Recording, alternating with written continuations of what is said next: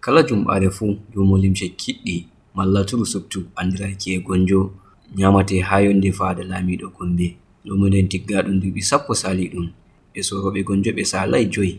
Joni ɗo mofta sorooɓe gonjo Iga Diiwe Plateau, Yobe, Kano, Borno, Adamawa, Taraba enta nder diwal Gombe ko hewti 3,000 yahuki 4. Sodoɓe kam jomirawo tan andi ɗuɗawol natoɓe luumo nden ha wi'uki sakatarejo dental sorooɓe gonjo lisal diwal Gombe Alhaji Lawan.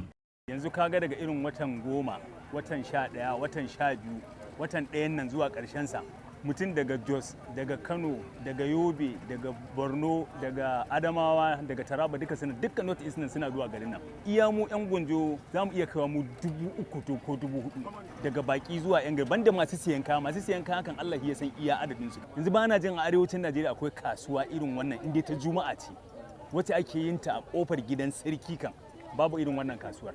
Alhaji Lawan ɓeddi e yettuki laamiɗo Gombe Alhaji Dotto Abubakar Shehu Abubakar Tataɓa enta ardiɗo diwal Gombe Alhaji Muhammadu Inuwa Yahaya e accuki himɓe babal yonde lamorde nden ngam ɓe sora luumo maɓɓe nde jumɓi fuu. Malam Muhammad Rabiu wiyata koyɗum kare maɓɓe e voɗuki voɗi himɓe hewata ha luumo nden kala jumɓare fuu.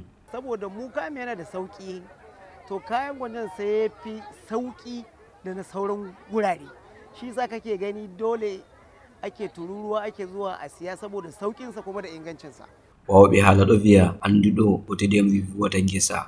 Honorable Bashir Abdullahi canjowo ceede wiyata ko waddata mo luumo nden ceede heftate ha nder gonjo ɗum o canjata ha heedi heftuɓe. Ina sana'a na canji amma ba canji da aka sani na kusan beru da canji ba.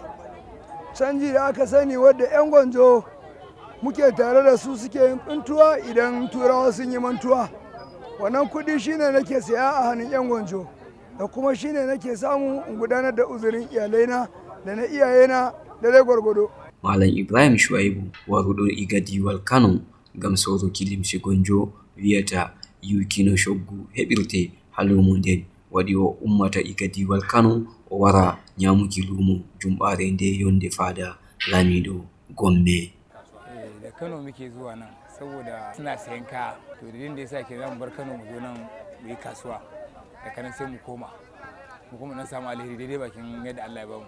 Sodoɓe Gonjo den wolluɓe KRTV Juliana Yuti e Sale Muhammad wiyata hoyuki kare den e voɗuki maari waɗi ɓe ummata Iga hedi dayɗum ngam ɓe wara ɓe nyama luumo yonde laamiɗo nden. Yana da arha kuma suna da quality kaya a nan wurin. Yasa nake iya baro ainihin gari na ma don ni ba dan cikin gari bane dan findiga ne nake tasowa in zo na in sayi kaya. Kamal Hammaju ko da Radio Enter TV International Iga Diwal Gombe, Nigeria.